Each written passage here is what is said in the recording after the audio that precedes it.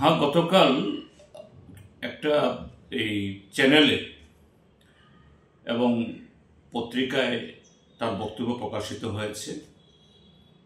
এই মন্ত্রী বাহাদুরের নাম হল শ্রীযুক্ত সুধাংশু দাস।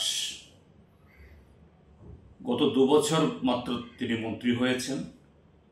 তার আগে 5 বছর তিনি বিধায়ক ছিলেন এবং ইতিমধ্যেই এই মন্ত্রী মহোদয় সম্পর্কে তার বিধানসভা কেন্দ্রের এবং সারা ত্রিপুরাজ্যের মানুষের অসংখ্য অভিযোগ যে বিধায়ক হওয়ার আগে তার পরিবার একটা বিপিএল কার্ডধারী পরিবার ছিলেন।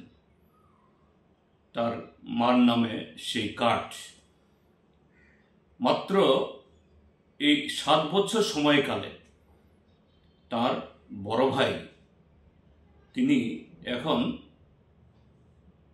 সারা ত্রিপুরাজ্যের গেল বছরের সর্বোচ্চ ট্যাক্স পেয়ার, করদাতা। এবং এই মন্ত্রী বাহাদুর সামগ্রিকভাবে তাদের পরিবারেরও যে বৈভব, অর্থ সম্পত্তি, এটা যে পরিমাপযোগ্য নয়। এবং তার সম্পর্কে ইতিমধ্যেই বিধানসভার ভেতরে বাইরে বিভিন্ন পত্র পত্রিকায় জনমুখে এরকম অভিযোগগুলি উঠছে। আর তিনি নাকি গত পরশুদিন একটা ওয়েব পোর্টালের সাথে ইন্টারভিউ দিতে গিয়ে বলেছেন, হ্যাঁ, কন্ট্রাক্টর আমাদেরকে টাকা দেন, এটাই আমাদের সোর্স। তো আমি তো বলবো তিনি বাধ্য হয়ে এই যে অবৈধ সম্পত্তি কামিয়েছেন আরো অনেকের মতো, তিনি স্বীকার করতে বাধ্য হয়েছেন।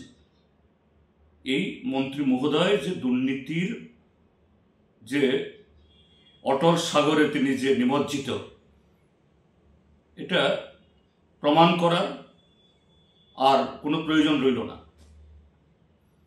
কাজেই এই মন্ত্রী মহোদয়কে অবিলম্বে বরখাস্ত করা উচিত এবং যে সংবিধানের নামে শপথ গ্রহণ করে তিনি মন্ত্রী হয়েছেন, তিনি এক মুহূর্ত এই পদে থাকার যোগ্য নন। এটা সম্পূর্ণ একটা অনৈতিকতা এবং সম্পূর্ণভাবে একটা দুর্নীতির একটা তিনি স্বীকার করতে বাধ্য হয়েছেন।